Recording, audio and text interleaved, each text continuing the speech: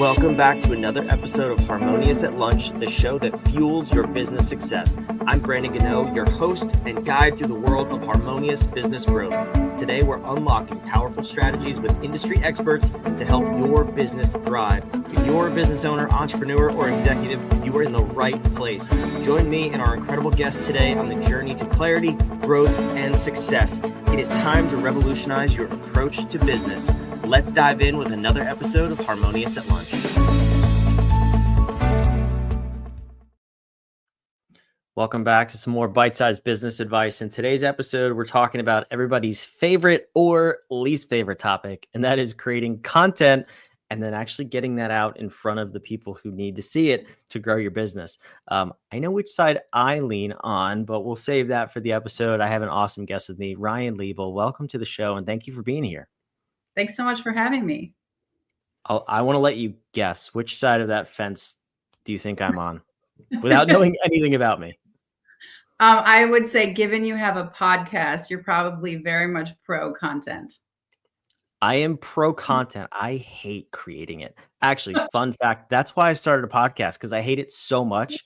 I'm like, well, if I start a podcast that at least puts content out there and I don't have to sit on Instagram all day. So I want to learn from you just as much as our listeners do, because this is a struggle for me. So I hope you can make it easier. But talk to me about what you see small business owners doing in the way of content, where we're doing it right, where we're doing it wrong, where we're complicating it. What's your perspective on what's going on in the world of content? Well, I've been in this particular world of marketing, PR, commercials, ads, content for over 20 years. I started in Los Angeles and that whole world when brands were spending millions and millions of dollars to create content in general. And I've seen over time how that has shifted, right? So companies now have access to the internet and other sources to make their own content, right? And then, of course, what I find over and over again, especially with small, medium-sized businesses or even startups, is that they just don't have the bandwidth or the manpower to actually create the level of content that they need to create. And the thing is like, we are in a new world now, right? So we work with companies of all different levels. We work with Fortune 500, and we also work with smaller companies like IT companies and manufacturing companies and things like that. We also work with B2C companies, like people who have skincare line or they sell things on Amazon or whatever it might be. But one for one, no matter the level of the client or the company, they don't have enough manpower to get the amount of content across the finish line that they really need to do. And the thing is like the internet right now, it's almost like a monster or a beast, and it has to be continually fed. And a lot of people don't understand that. And they don't understand too, like the younger generations use the internet to find out more about your company and your brand. They want to see company testimonials. They want to see success stories. They want to see a company overview. They want to check you out on social media and see what your culture is and what you're all about. They want to have access to video about your products and your branding. I mean, people also need, content for HR and training. And a lot of companies are sort of, they're still kind of hanging on to the old school model of, well, I'll do word of mouth and I'll put something in the newspaper, or I'll try an ad or two a few times a year, but they're struggling because they are not keeping up with the times. So it's a bandwidth issue, and it's something we hear all the time. So for us, we've come up with solutions for that. Like, we actually sit down with our clients and we carve out strategy for 6 months to a year. We come up with plans, and this is what you have to do, and this is the holes, this is what you're missing, this is how we can fill in the hole. And then we can even do all the way to ad buying for people, and that's for a B2C or a B2B company.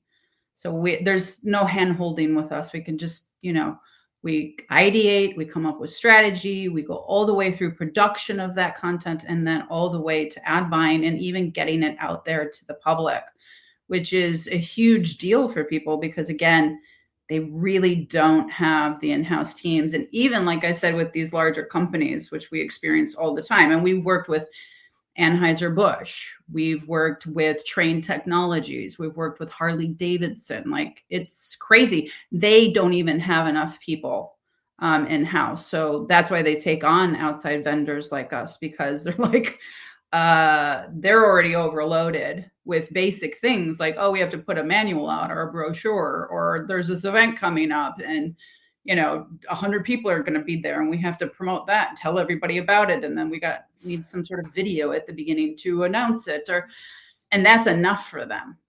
So manpower and bandwidth. But I would say, like, if you're on the edge about it, you're just like, oh, we don't have the budgets or we can't figure it out. That's just the wrong way to think about it, because marketing and PR in the world is essential for succeeding and thriving. And we are in a completely new landscape now, and that beast has got to be fed. So. Yeah, I agree with you. And I even heard the other day that it's I'm gonna sound so old when I say this, but that people are actually searching on TikTok for things like best pizza near me. That blows my mind that that's not a Google search. Like, that now social media is a search engine. And I think that's both crazy and scary and a huge opportunity all at the same time. But like you're saying, it needs to be fed. There's kind of oversimplifying it here, two schools of thought, right? It's the get content out there that represents you and your brand. That's good content, of course. And then there's your brand needs to be a human being, and you need to have that human element, and the owner should be the one in front of the camera. I mean, you're working with Harley Davidson. I know that's not happening at that scale. How do small businesses navigate that? Like, what do you do for your clients in regards to having the personal human feel without putting out stale content? I mean, that's an interesting question. We always push the concept of storytelling. We find that storytelling is the most effective way to get ROI and to increase sales. And that's sort of interesting for me, because my background was in film, TV, and commercials in LA, right? And all that was storytelling. But the same thing applies now for any kind of company, even a B2B company, which is crazy. Like, you would think that a manufacturing company wouldn't have to tell their story. They would just talk about their products, or they make a sales video or whatever. But no, they need to tell their story. They need to talk about who they are, how they started, what's their history, the fact that they're US based, like all of those positive elements. And then, of course, you can go into what differentiates you as a company, right? And then how amazing your products are. That's a no-brainer, but people need that storytelling element. And that's actually pretty easy to do. It's actually not that complicated. I mean, again, this is a bandwidth issue, right? So an owner of a manufacturing company, he knows he has to innovate, right? Like, he knows it. He sees it around him. He's old school though. And he's like, oh, well, I don't want to stop doing what I was doing because it works. And I've got, I'm selling product, but maybe things are slowing down, or maybe a sales in a certain area isn't picking up as much as it used to, or maybe the younger employees that they're bringing on need help with HR or training, and they're not responding to traditional training methods, right? These are all things that you have to look at, but it's actually a fairly simple thing to do. And it doesn't have to be like, the owner doesn't have to be the face of anything. You can create really effective video, whether it's a mixture of live video with animation, right? Really fun text on screen. You can show your facility, right, with really high quality video. You can have a really great voiceover that is personable and not commercial, and very down to earth, which sort of tells your history and your story. And honestly, from just a few live shoots or live capture, you can create all kinds of content from just a few days of shooting. And that's what we do a lot. Like, we'll do a 2 or 3 day shoot at a facility. We'll sit down, we'll interview some staff, we'll get an overall view of what the facility looks like, an exterior of it, interior, we'll get drone footage. And from that, I can carve out 50 pieces of content. I can even carve out pieces of content that help their sales staff, right? I can carve out content that helps their HR. Like I can ask certain questions when I sit down with people that are HR questions. And then I can make sure that there's product videos. So when they're going to a trade show, right, or they're trying to introduce their product to a new client, or they're trying to reach, you know, a new sales prospect, they have tools to do so. And sort of you can say that that's content, right? Yeah, it's content, but it has multiple uses over a wide pool, right? It can be used in all kinds of, you can use it on your website. You can use them on social media. You can use it as sales tools, training tools. Like I said, you can use it at a trade show. You can even carve a little about us video, right? Tells the history. You can use that as at an event, right? Where everybody's celebrating the end of the year and they made more sales than they've ever made. And you can show that video. So content can be all kinds of different things, but the point is that creating and carving out those visualizations are really important. And video is just a huge part of that. Good copywriting matters, obviously, but video is a huge part of it. And you can use that for a year or more. You know, a good about us video, like a company overview, it can be used for a while, you know, unless of course you're innovating, you add a new sector of your company or there's a new product. But even then you can re-edit and add certain things in. And, you know, so it's not like, you know, a lot of people talk about, well, you have to be, you have to do a TikTok video and you have to be on camera and you have to, no, when you're a B2B or a B2C company, just like with the major brands, right? When you're talking about PR and marketing, quality is a huge part of your communication. And that has to match what you do as a company, right? You don't want to just put together something on your phone and then talk about something and try to give a tour, you know, on your iPhone. That's not going to create the effect that you want, right? Because your client, right, is also quality, right? Anybody that's going to partner with you or take you on or say, oh, great, you know, I'm a distributor, I want to work with you as a wholesaler or whatever, they're going to expect a certain level of quality. They're not going to go looking for TikTok videos of you, you know, on your iPhone, right? So for us, content doesn't just mean throwing things out to the ether and hoping that they stick. It's a very specific strategy. And we take those best practices that we learned with some of the top brands on the planet, and we apply that to any level of company. It's that same kind of thing. And what that does is it, you know, puts your brand at a certain level, and it makes it more impressive in general, which is important. That quality factor is something that cannot be ignored. And far too many people do that, or they think like you're sort of saying, well, I'll just throw stuff out there and I'll record it on my phone and that'll be enough. Nah, it's not appropriate if you're a B2B or a B2C company. Like it's appropriate if you want to be an influencer, but it's not appropriate if you know, want to stand out from the crowd.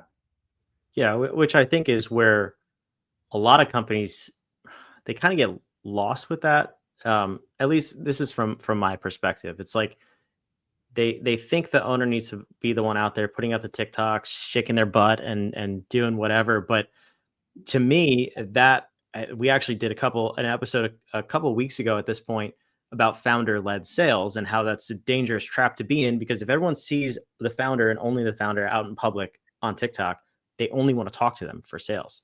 And you've just limited yourself to having those conversations. You can never grow outside the capacity of the founder or whoever's doing those videos. So on the flip side, what I hear you saying is before you're ever filming a piece of content or doing anything, you're looking out as far as possible and saying, how many different use cases can I produce content for in the smallest amount of time? And walk me through that a little bit, because I think that's where companies get overwhelmed with putting out content and doing social media and PR even. Like, what are you looking at when you're first sitting down with a company to say, here's all the different avenues I can reach, here's the different PR methods, here's the different styles of content? What does that process look before we even begin filming? Well, I'll give you an example. We have a pet food company that we work with, right? And we've been working with them consistently for the last 2 years to create animated video and then live video ads commercials, right? And so what we do with them is we sit down with them at the beginning of the year and we carve out the need, right? What products are you launching? What is the timeline, right? That particular piece of content needs to be gotten out to hit the proper timeline. So when you launch it, whatever, it's there and there's visualizations on it, etc. What are you trying to get from the release of this content? And then we also we look at what was effective from what we did before, right? So we're always statusizing everything. We research and we survey and we staticize, right? And if we see that something had a better click-through rate, which means that somebody clicked on it and they actually purchased something, or it has a really good amount of impressions, right? A lot of people cycled through it and looked at it and got eyeballs on it, or whatever it might be, right? We look at those statistics and then we strengthen and repeat what the successful action was, right? And so that helps us then carve out the strategy. So let's say, okay, in 6 months, we need to do blah, blah, blah, blah, blah, blah. These are the products that are launching, and we work it backward. So for them, like we did a bunch of live commercials with pet actors, right? And then we also have animation teams in-house that can do motion graphics and amazing animation. And then they can add text on screen, right, of the product and da-da-da-da-da. And we know from working with them that the most effective video they've created is the live video with real pet actors and actual actors. It's not the animation stuff, which is cute, and we've done that, and the drawing animation, which we have the capability to do. That hasn't been most effective. So that's one example, right? And then the timeline is set, we carve it out, we get the shoots done, and we make sure to hit those dates when they need those pieces of content. Or I can give you another example. We're currently working with a large manufacturing facility up in New York. And what we're able to do, which is sort of unique, is we can go into any category of business. So we've done banking, finance, IT, manufacturing, like I've said, all kinds of B2C products, et cetera. That's also kind of rare that a vendor or creative agency can do that, but we have the capability to do that. So there's this manufacturing company in New York. They have not updated their video, which is pretty normal of manufacturing. They haven't done anything in about 15 years, right? It might even be more than that, like nothing. There's no company overview, which explains who they are and their culture. And they have these amazing manufacturing facilities, and they work with some of the top brands on the planet, like L'Oreal and the Cake Boss guy, right? Who gets cakes and ships cakes everywhere. And they do packaging. And what they do is kind of amazing. And they have this end-to-end process where they have rolls of paper that get made into boxes, and then they do the designing of the boxes, and then the logos and the graphic design on the boxes. It's cool, right? And they're a sustainable company. They have a huge solar field that helps, So what I did with them was I sat down with them and I explained like modernization of your content and your video, right? And the importance of that. So we were able to very simply carve out 2 days of shooting, right? That's it. That's all they needed to cover all these facilities, to show their happy employees, to show the process, the exterior of the thing, the solar field, all of these important elements. And then they're going to get pieces of content that are voiceover with really cool cinematic visuals, a bit of text on screen. And from that, they're going to have an About Us video, which talks about their history and who they are, a cut down of that video. They're also going to get their super plant video, which is their mega plant. It's 150,000 square feet. That's going to be a longer video, and then cut downs from that. And then they're going to get little social cuts on everything. And these are things that their sales guys can use. These are things that they can put on social media. And that's just an example, right, of with only 2 days of shooting, there's all this content they're going to get out of it. It's like 35 pieces of content, which is no joke for a company that didn't have anything for 15 years, right? And it actually might be longer than that. I might be being nice, and that's a huge deal to them. And they're super excited because it's going to modernize them. And they've got these old school guys who've been there forever. And they've got these younger people coming up now who are going to end up taking over this company in the next 10 years. And the younger guys are like, we need this video, right? So it's things like that. These are just simple strategies. Again, you find out where the holes are. And we have proprietary information too in technology that we use that helps with communication and finding your target audience, right? Because your target audience is key. You can throw out all kinds of things to everybody, but if it's not specific and you don't know who your audience really is, it's not going to be effective. So we help you also identify your audience, the proper audience. Because again, our goal is always more sales and more ROI. We want companies to expand and we want them to do well. And we want whatever we do for them to be really, really effective. So. Yeah, no, I like that. And it's this conversation of, do you just get it done and put it out there, or do you put a little bit of thought into it and get it done right so it actually works for you? So I love your approach to this, and I'm sure there's too many companies in the same bucket with, we haven't updated anything in 15 years. So yeah. Let's hope this conversation changes that. So Ryan, I thank you for coming here. Where can the listeners go and maybe either learn more about working with you or see examples of your work? You can find us at expertcreativehelp.com. And our company is called Light Touch Media Group. And our that is lighttouchmg.com. And then, of course, we're all over social media. So we're on Instagram, LinkedIn, YouTube. You can always reach out to us there if you find something. But we have lots of examples of our work online. So if you search for Light Touch Media Group, you'll see all the different kinds of fun things that we do. I love it. All of that is down below in the show notes, wherever you're watching, listening. So go click around, check it out, get some ideas for your company. And hopefully this helps you get your message out there and helps you rethink about the way you put out your social media and your content. Ryan, thanks for being here. Thanks for having me. Thanks for listening to another episode of the Harmonious at Lunch podcast. Make sure you subscribe on whatever platform you're on, and we want to invite you to join us in the Small Business Success Facebook group, our private group where guests and listeners come together to grow your business. We want impact-driven entrepreneurs who are ready to go to the next level in this group so we can all share ideas, collaborate, and grow our businesses together. Go to whatif.com/group, and we want to invite you to join today. See you on the next episode of Harmonious at Lunch.